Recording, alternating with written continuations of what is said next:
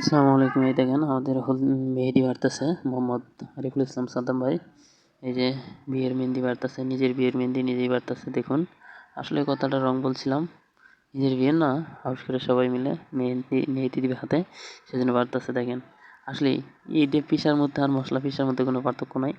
এটা ভাই ঠিক না, লাঠি দিয়ে দেখেন শিল দিয়ে পিষতেছে। এই দেখেন, এক হাতে কাগজ পলির ভিতর ঢুকাই নিয়েছে, তার কারণ মেহেদি নাড়াচাড়া করলে হাতে রং ভরাবো, সেজন্য পলিথিনটা লাগাই নিছে। দেখেন অনেক সুন্দর করে পিষতেছে। আসলে ভাবি দেখলে কি বলবে না বলবে তা জানি না, কিন্তু অনেক ভালো লাগলো। এই যে মশলা পিষতেও পারবে, যেভাবে বাড়তেছে মেহেদিগুলো, অনেক ভালো লাগলো আমার কাছে, অনেক সুন্দর লাগতেছে। আবার কইতেছে পিষা যাবো নাকি, মহিলা মানুষ পারে, আমরা পারবো না, কি কারণে? হ্যাঁ, আসলে ছেলেরাও পারে, কিন্তু দেখেন কত সুন্দর করে মেহেদি বাড়তেছে। এইভাবে মশলা পিষতে পারবে, কোনো সমস্যা হবে না। আসলে এটা আমাদের বিশিষ্ট পাকানি ভাই, সেজন্য সব দিক দিয়ে, মশলা পিষার দিক দিয়ে, রান্নার দিক দিয়ে সব কিছু এক্সপার্ট আছে। অনেক ভালো লাগলো আমার কাছে। আপনাদের কাছে কীরকম লাগলো তা জানাবেন। যদি এই ভিডিওটা ভাবি দেখি কী হবে আমি জানি না, তবে ভালোই লাগলো আমার কাছে।